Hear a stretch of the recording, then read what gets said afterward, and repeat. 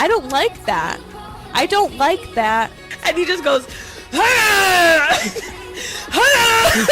We could have been having white wine with Taylor Swift. no, we couldn't have. Short and sweet. Oh, we're going to make this short and sweet. God, I really missed the mark on that. Stop. Jamie, stop talking. Cut the mic. Yeah. Hey, everyone. Welcome back to another episode of Girls on the Rocks.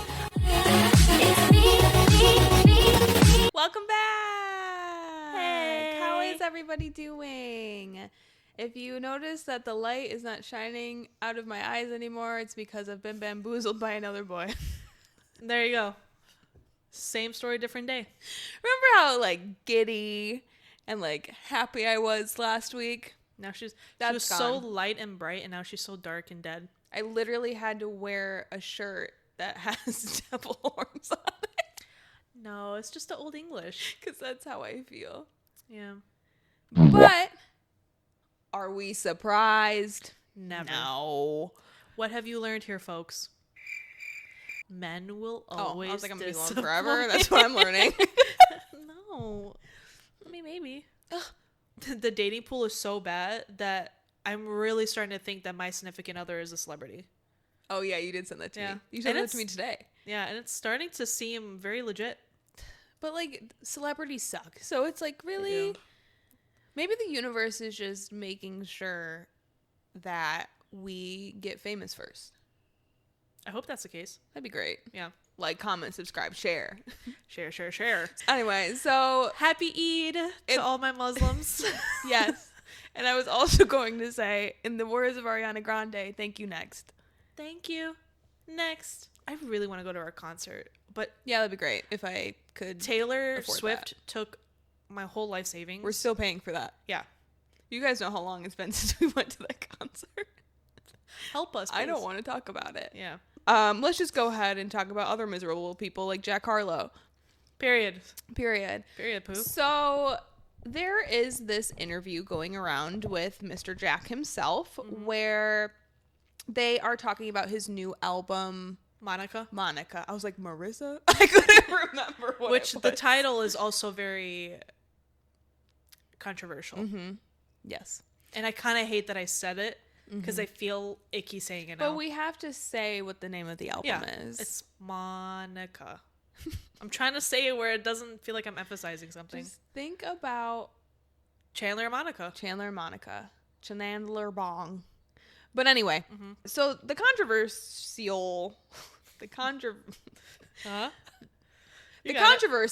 for this is that the person that was interviewing him, can you do it?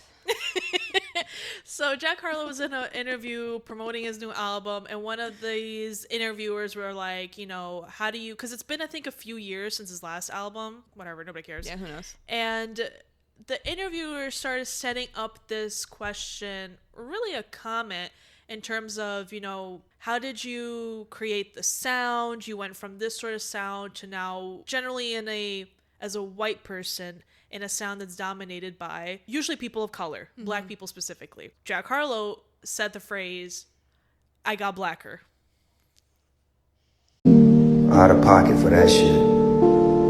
Way out of pocket. What do you gain from that? For those who are listening and not watching, we're cringing. And he said that With his full chest. full chest, no hesitation. Like he No. was waiting for somebody to To call ask him him out. about that. Yeah.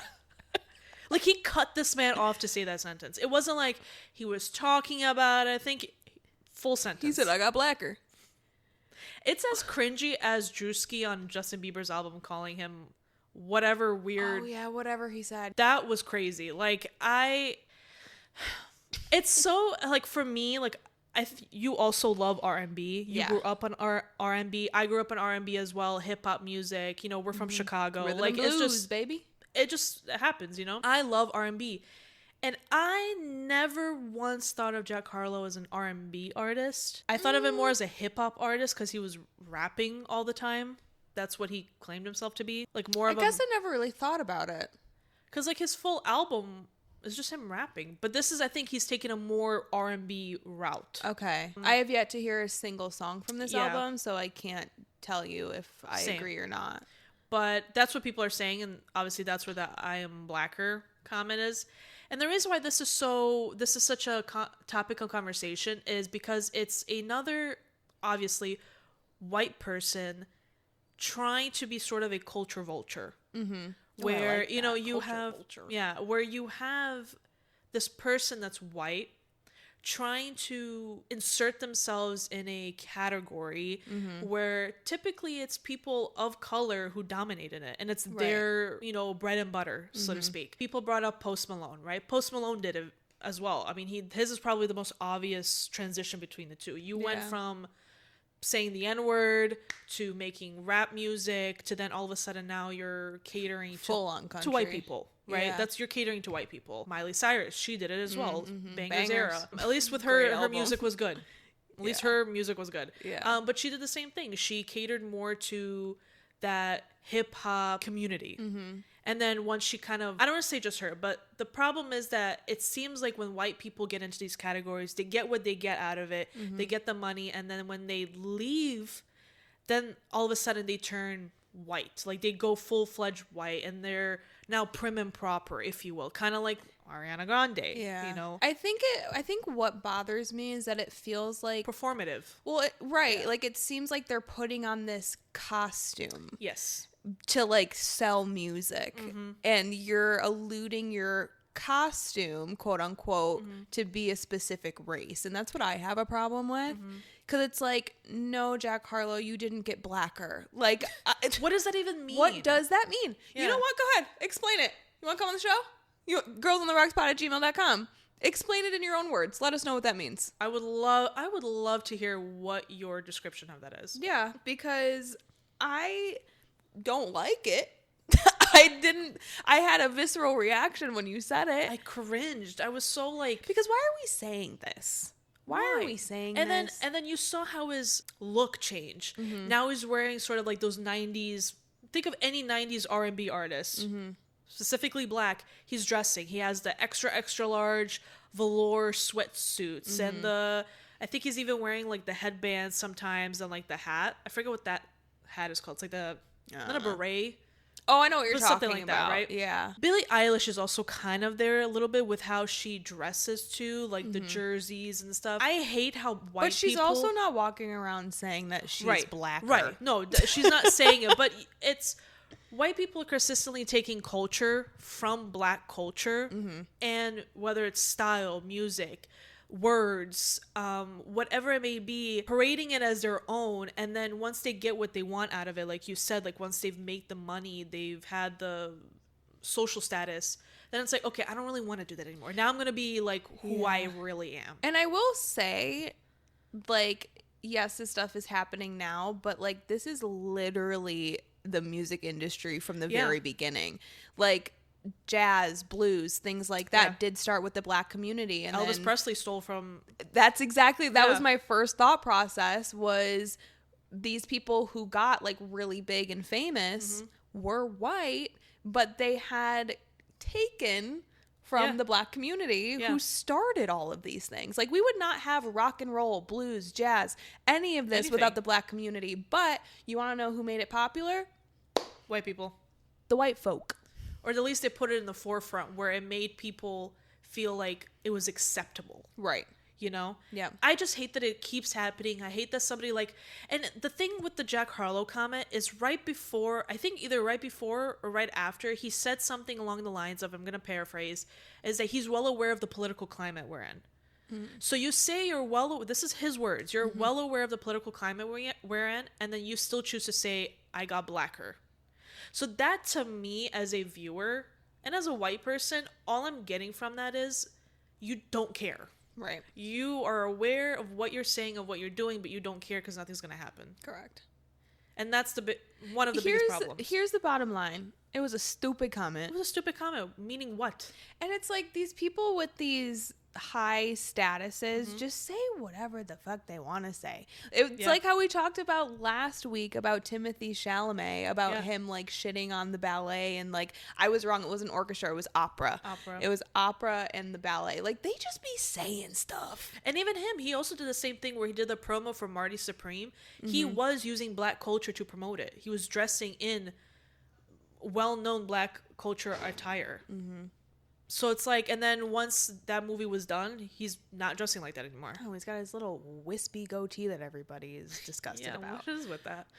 Anyway, I just do better. Do better. I know we haven't said that in a while, but we haven't. Society, do better. Do better. Yes, this political climate that we are in is shitty. Let's not make it shittier. You can't just say that to make it seem like you're self-aware. Right. And then you do nothing after that. You actually say the opposite after that. It's just dumb. It is dumb. Y'all dumb. Be better. Do better. I'm not listening to the album. I'm sorry, Jack Harlow. No. You're clicking down, buddy. Clicking down. And somebody else who needs to do better. Another man. No. It's a woman. It's a woman. A big woman. What? Like a big star, I mean. Well known. Yeah, well-known star. Is Taylor Frankie Paul. Yeah, horrible. Absolutely disgusting. So I have a couple things I want to say about this because I've seen the assault video where she is throwing bar stools at Dakota, which at the end of the video, we don't see it, but you definitely, allegedly can hear that it hits her daughter while she's sitting on the couch. Mind you, this was 2023 when this happened. And I am not sitting here saying that I condone what she did. Obviously, DV in any form is awful. I don't care your gender. Yeah. I don't care about the details. It's whatever it is, it's wrong. Correct. What makes me disgusted additionally, not more than, but additionally, was Dakota selling the clip to TMZ. Allegedly held on to this video for 3 years and did not leak it or give it to anybody. People are saying that TMZ got it from the police report. Sure, I don't believe that. But whatever. Yeah. We don't bring you facts. Everything here we say is alleged. Speculation. But this did not, quote unquote, leak until right before her Bachelorette premiere. Within a couple days. And what really bothers me is I am not sitting here saying that Taylor Frankie Paul is mentally stable because she's not. I wouldn't be mentally stable if I was saying that. But the way that I'm looking at this is everything that we're seeing from Taylor is a reaction to something that Dakota has done to her. And we've seen it. The emotional, the manipulation. We haven't seen the physical abuse on his end. Obviously, all we see it is on Taylor's end. I've never been in like that dangerous of a like toxic relationship, but I was in a relationship where it was emotional abuse, and thank God no physical abuse ever happened. It gets you to a point where you become a person that you do not recognize. Because when you are consistently being poked and prodded and manipulated and beat down over and over again, this like ugly red monster just like festers inside of you. And you lash out. I'm not saying it's right. It's not a right reaction. But they are both not innocent here. Because I'm telling you right now, she did not throw that stool for no reason. This is a classic case of two things can be true. Correct. I've come to the conclusion, based off of all of the articles and everything that I've seen, is that these are two unhealthy individuals that should not be anywhere near each other in terms of on TV. Or on TV. I will say, though, I'm glad to see that the internet has come to that conclusion. A lot of them are saying or have concluded that Dakota's horrible, Taylor's horrible. They need to separate and go fix themselves. Because I view it as abuse is abuse. Whether you do it once, whether you do it twice, it's not okay. There's whether you're a man, a woman, it's wrong. I mean, it's just absolutely wrong. And I don't respect Taylor Frankie for this. I don't like her. I view her differently. Granted, this is not the first time this has happened. Right. Which is also another topic at hand. Now, the Cinnabon pooling their sponsorship, Bachelorette dropping her. It gets me thinking, like, I'm glad you're doing something about it. But it's like, why are we're so ready to... We are holding the Bachelorette accountable higher than the President of the United States of America. Yes. We are actually retaliating and doing something about the fact that we're taking things away from Taylor Frankie Paul. Yes. But then when you look at who's running our country, we're doing absolutely nothing. Yeah. And or anybody in the Epstein files. Situation, not just him. Yeah. Yeah. I love that she's getting a form of a consequence, which is her livelihood, I guess, is like coming into play. But you have to think at the same time, companies are not doing this because they care. They're doing it because it's a bad image on them. Correct. You know, they're not, Cinnabon isn't pulling because they care about DV. They're pulling it because it's bad to look for them if they associate themselves with somebody who has DV. Right. Now, you can make the argument, well, she had one before. Yeah, but people forgot about that. People didn't care about that. That's true. Like, there realistically. there wasn't, like, raw ass footage of, like, Season the one, actual yeah. DV. Season 1 opens up with her getting arrested. Yeah. People still watched and liked her. Like, Correct. I just think these are two people who... they need to just really separate. They need to get away from each other. And that's really where the cycle is continuing to make this such a problem, because I think they both enjoy the chaos. Absolutely. And that's the bigger problem, because they both have said that they need to get away from each other. They know that this is unhealthy. They know that their relationship is toxic, but they keep repeating the same actions. Yeah. And I think it's because they like it. And the way that I've, like, come to that conclusion, because I finished the whole new season. And spoiler alerts ahead. So, like, fast forward a little bit if you don't want it to be ruined. There was a couple of things with this new season that did not sit right with me. The whole season is leading up to Taylor going on The Bachelorette. She sleeps with Dakota the day before she's supposed to leave for The Bachelorette. And all of the Mormon wives, like, go to her house because her mom and sister and Taylor's kids go to pick her up to all go to the airport because they're all going to California together. And she's in her room. She's locked herself in her room saying that she doesn't feel well. She's not going. And this was right after Dakota left her house that we get to see. And, like, her mom's pissed, but her mom and her sister don't know what had happened. They go to the airport without Taylor. And she says, you better get on a plane later because why are we going? This is your thing. Right. So all the Mormon wives are actually at the airport with signs saying, like, good luck, whatever, get rid of your trash with a picture of Dakota's face on it. Nice. Shout out to Macy. Greatest sign I've ever seen. The mom and the sister and, like, the kids walk up to the girls and they're like, where's Taylor? They're like, she's not coming. And they were like, what? It's because she slept with Dakota last night. Her mom goes, what? She had no clue. How would you feel as a contestant on The Bachelorette finding out that The Bachelorette slept with her baby daddy the night before? And I'm not putting this all on Taylor because this is classic Dakota sabotaging anything good for Taylor, because anytime she had something going on like this, he would reel her back in. And it's her fault too. I'm not just putting this on Dakota because we just mentioned they both are awful for each other and it's hurting themselves. But it's like, this is classic Dakota because he's literally sabotaging anything good that's ever happened to Taylor. Even the Mormon wives were getting tired of it because Jesse, like, said through the bedroom door because the girls went to her house from the airport and they're like, Taylor, we understand what happened. They're like, but if you do not get on this plane, like, we're done. Why I'm bringing this up is because within the middle of this new season, Dakota sleeps with somebody that's kind of like adjacent to the Mormon wives group. It's Miranda's best friend. He keeps sleeping with people that are associated with Taylor just to piss her off. He's doing these things which makes her retaliate in a very unhealthy way. So it's like it's like a freaking tennis match. I think they both love it. They do. And I just hate that all of this was happening, regardless if Dakota prodded her and then Taylor threw something, children in the room. Yes. And that's where I come. At the end of the day, there's a child literally in the living room, and not only did the child get harmed in the midst of it, if this isn't a wake-up call, then I don't know what is. I don't think the child should be in their care. Well, and that is who the real victims are the children. Because obviously Dakota and Taylor, like, you are toxic to each other. They're a case that cannot be solved. No, but, like, you are hurting your children and physically, even if it's on accident. Yeah. But it's like even after the chair hit her daughter, she picked up another one. So you don't care, is what that's telling me. That makes me so sad for those kids because they're just in the vicinity with all of this. She put Dakota, and I'm not laughing because it's funny. I'm laughing because I'm uncomfortable. Yeah. Like, she literally put him in a headlock.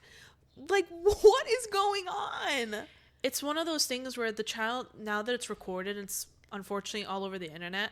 It's going to be a thing where the child has lived through it. They've seen it. That's going to be their idea of love. Yes. And then they're going to see it on the internet. thinking that this is what a relationship should be like. This is what it's like in a DV. A DV is not just a standard man does this to a woman. Right. This is the case. It's layers and layers deep. Correct. It starts emotionally. It starts little and then it grows. Yes. And so, like, I'm not solely blaming Dakota, but I'm also not solely blaming Taylor. Yeah, no, they're both at fault here. Yes. And I just feel for the kids so much. It's so like, sad. that makes me so sad. And you guys know, like, we've talked about, at least I did, like, I talked about how much I loved Taylor. Because her personality on the show is really funny and spunky and blunt. Yeah. But it's like, now it's gotten to a point where it's like, you need help. Because this is not okay. And it's kind of similar to like how Jack's Taylor in the Valley, like his abuse started getting really bad to the point where they had to kick him off the Valley because it was disgusting to watch. And like, why are you wanting to promote something like this? Plus, as of right now, the Bachelorette season, they canceled it. And there was a clip that somebody pulled. All of the Mormon wives are kind of gathered in a circle and Demi's like calling out Taylor. Yep.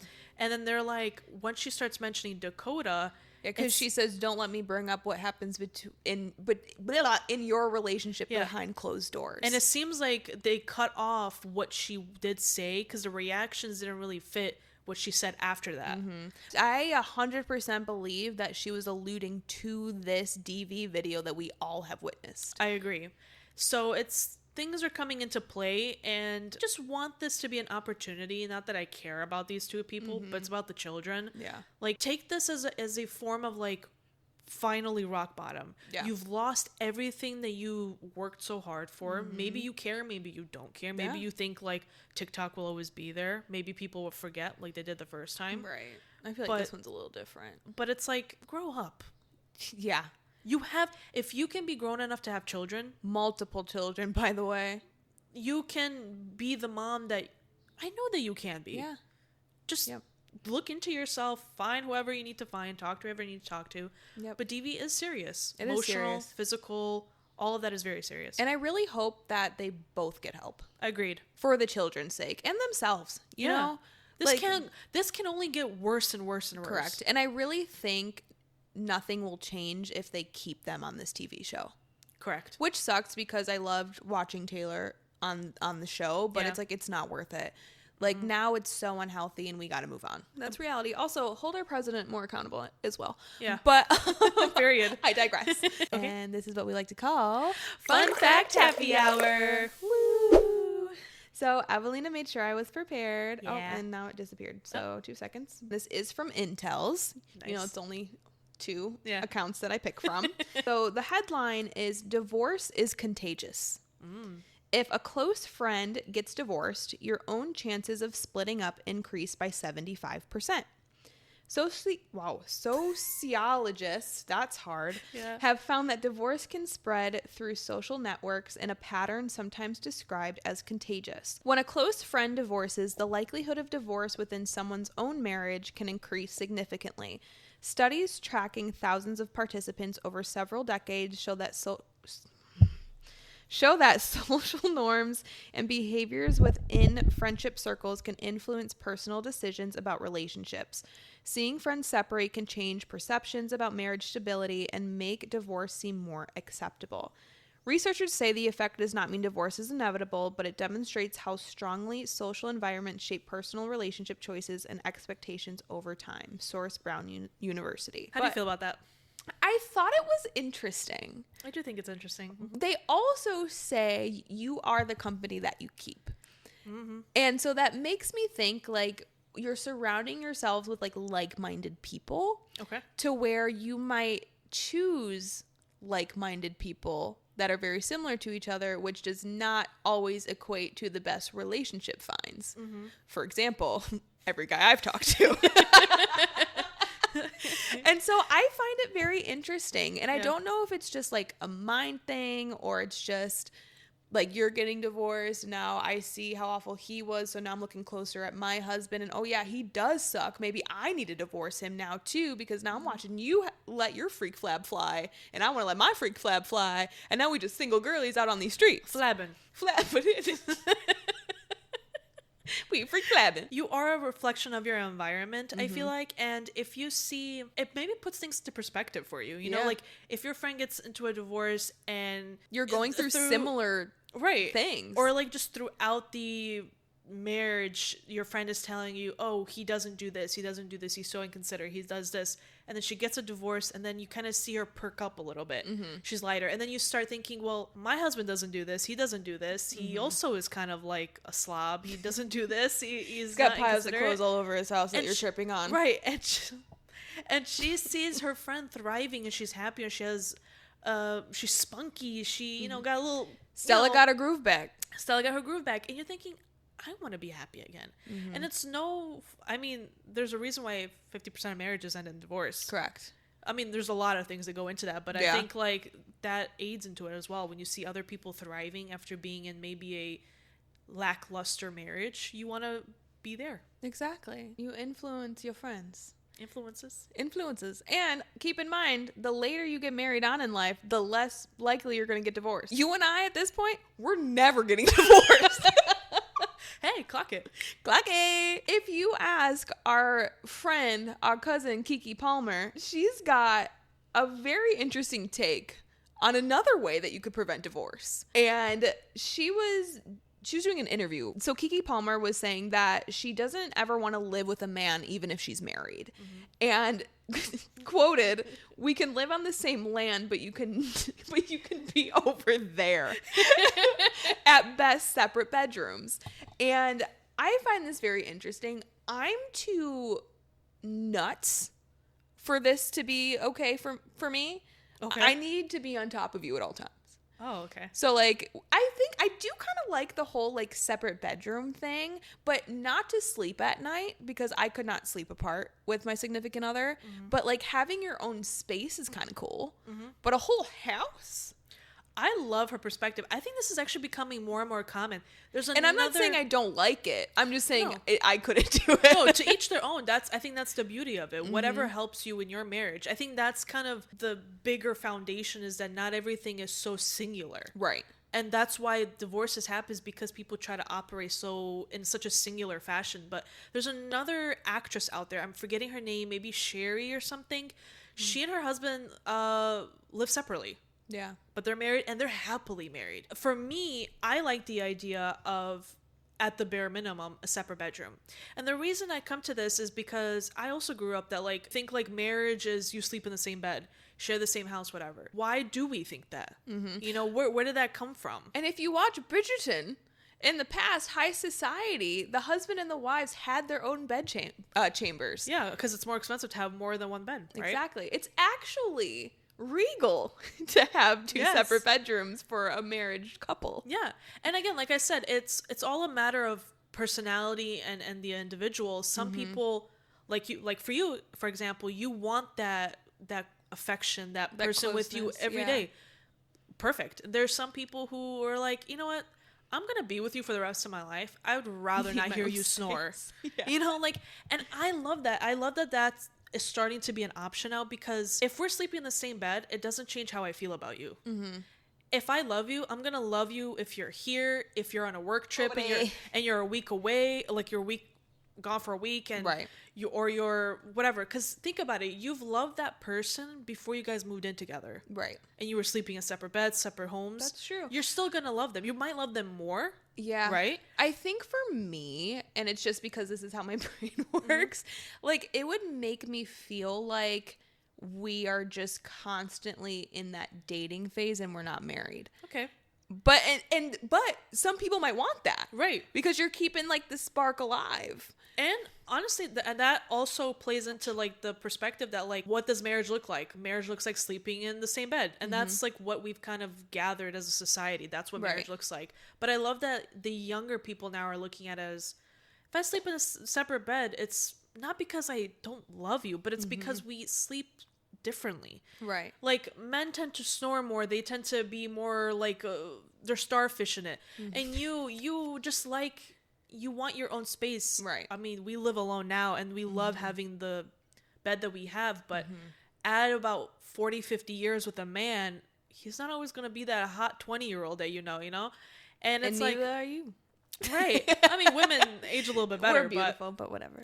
It's just, I don't think that it should be this crazy, like, oh my God, like, you have to sleep in the bed, otherwise you don't love him. No. Well, you can love each other. You don't have to sleep in the same bed. Like, and I think, like, for me, I like to have the option to sleep in a separate bed. Like, let's say you snoring for the last 5 days is really annoying me. I'm going to sleep in the other bed. I need to have my beauty sleep, and that's it. But I still love you in the morning. Correct. I still am going to have breakfast with you. I'm still going to hang out in the house with you. We're still going to watch whatever couples do together. I wouldn't know.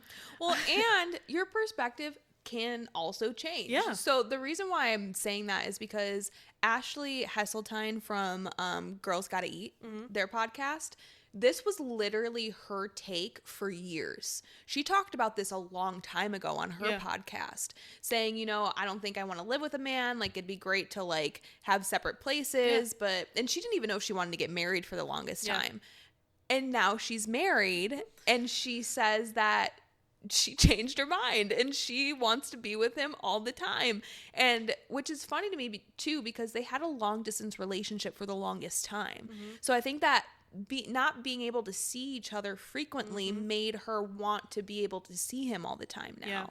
And she was like, I know what I said, but I can change my mind. And sometimes too, it's because at the rate of the men that I'm trying to date, I wouldn't want to live with them either. But if I find somebody as great as she did, the person that she found, then it's like, oh, I want to be on top of you always. Right. It's all about the person. Like, and perspective. If it's like that for 5 years, great. And then the 6th year, he's kind of annoying you, but you still love him. It doesn't, because I think when you think about what breaks up a marriage, it's those petty fights. It's those little things. And we talked about this a little bit when we were talking about when Taylor and Travis got engaged and that comment that he said, like, do you and Taylor fight? Have you had arguments? And he was like, no, not really. And because a lot of arguments stem from money, stems from just like spending time with them every day, seeing them every day, who's doing the laundry, who's doing this. It's those little daily things that pile up and up and up. And then at the end of the day, you have to go to bed. And this could be a positive. It could, don't go to bed angry, that sort of phrase. Or it could just be like, now you're snoring and now it's like you're pissing me off. Right. It's things can add, and then they lead to divorce. Whereas I think if you try to be more reasonable and try to separate yourselves, not in like a I hate you way, but just separate bedrooms can really probably do wonders in a marriage. And that's where I like get confused as to why so many celebrities like break up, because like you have other people doing all these things for you. Right. You have. What are you fighting about? I think from celebrity point of view, I think it's just boredom. Yeah, probably. I think it's because they have all of this financial freedom and all of these options. I mean, they can wake up and go wherever they want. You don't have anything to occupy your time. Yeah, there's nothing like, why do I need you then? That's what I think. When we become celebrities, we'll let you know why. Yeah. But I thought that was an interesting take. Like I said, I think we've talked about it before, but it's really interesting seeing more and more people talk about it. Especially young people. Like, Keke Palmer's super young, and she is. I think she just got divorced or separated from that guy, her baby daddy, which was tough. Another abusive relationship. But I can also see why, from her perspective, why she wouldn't want to live with the man and why she wants that. Because when you're a woman that you've made it, you have your money, it can be scary to get into a marriage and feel like, I've lost my home now. It's like, if we get divorced, you're going to get the home and I'm not going to get the home. And that's true. There's so many things. That's why I'm so picky now. I've made my life and it's as stable as it can be right now. Right. And it's like, I'm not letting you come in and ruining it. Right. So we just wanted to share those couple of things. We only had 3 topics for pop culture today and we spent a million hours talking about it. Shout out to women in the world. Hell yeah. Let's go ahead and jump into our last segment. We do not have a spillover today. Yep. So this is a segment that we like to call Weekly Vibes of the Week. Period. The name of it this time. She did. My weekly vibe of the week is I recently, when I was at my parents' house, I recently discovered some really old photo albums, and we kind of spent time looking through photos, and it just got me thinking how much I miss physical photographs. Like, yes, it's fun. Like, I love taking pictures. I love storing. Kind of a hoarder in that. I'm so sentimental. I'll keep anything and everything anybody gives me. It doesn't matter what it is. I'm keeping it, and you have to pry from my dead hands. I'm so sentimental. And I started thinking there's something different about scrolling through pictures on your phone. Yes. And yes, it's fun. But then when I was looking at a photo album and flipping through that, sorry, I was flipping through those photos, I just thought, this is just so wonderful to have. There's a different feeling of it, and nostalgia, obviously we know how powerful of a tool that is. It really inspired me to want to be more active in taking physical forms of just media in general, but photos. Specifically photos. And so I have a couple like very vintage cameras that we used when I was young, when we first came to America. I have my PowerShot camera. I think it's just either a Canon or a Sony. And I feel like I'm going to start taking pictures like that. Like, I think, especially when we go out, and like, it'd be fun to just document a real life photo and then be able to create a photo album. Yeah, I do really like that. Some of my favorite gifts are photo albums. Like, a couple of my friends, like, in the past have put together a bunch of our pictures together. And like, I think I have like 2 full photo albums of just like these friends. Yes, I have the same thing. And it's like, it does feel so different flipping through these. I don't know, it feels more tangible than just kind of scrolling through pictures on your phone. I don't know, it makes it more real. I don't know if it's maybe because when we associate scrolling on our phones, we associate it with just doom scrolling and social media and like schmick-schmack and all that.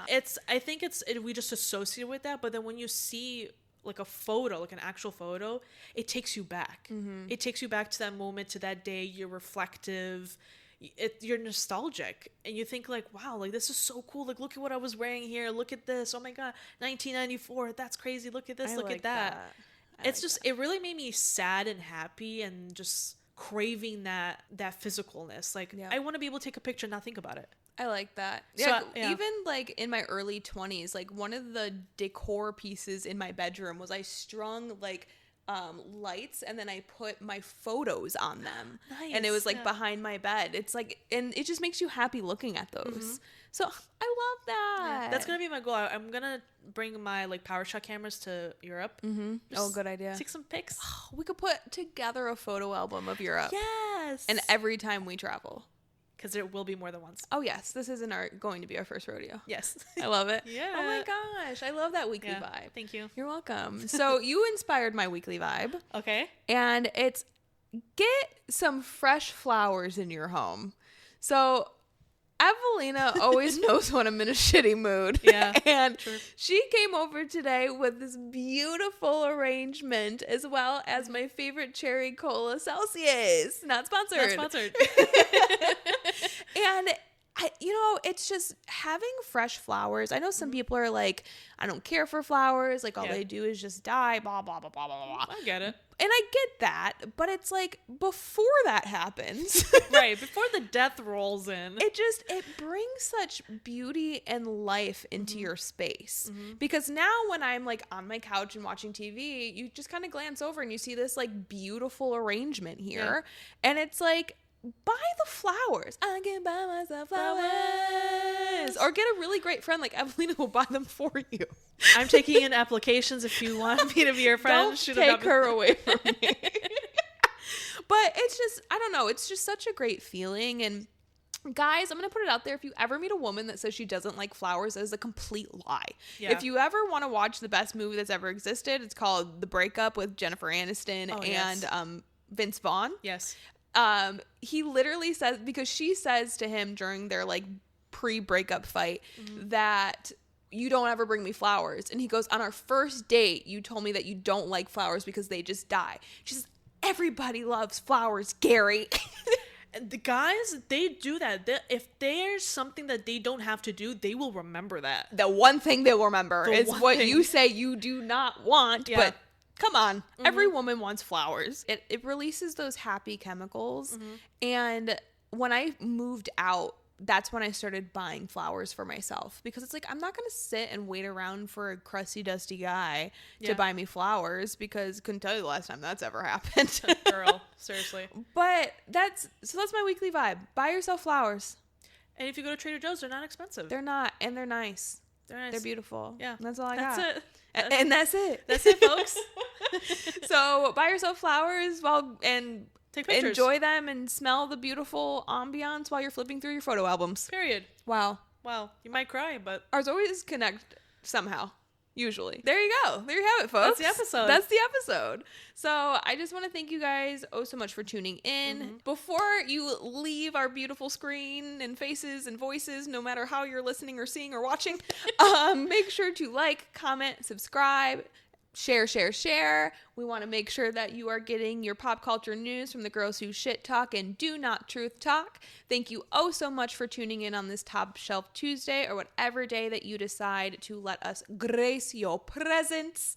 And go outside if you're in the Chicagoland area. It's supposed to be really nice this weekend. I know this video is going to come out after this weekend, so this makes absolutely no sense. Hopefully you went outside and touched grass. Hopefully you went outside this weekend, because literally all day, all I've been wanting to do is day drink on a patio. Yeah. So I'm doing that tomorrow, thank goodness, or else I think I would be very sad and be crying right now. But I'm not. Things are looking up. Yeah, they're looking up. For now. But anyway, thank you guys so much for tuning in. Bye. It's me. Hi. I'm the problem. It's me. At tea time, everybody agrees. I'll stare directly at the sun, but never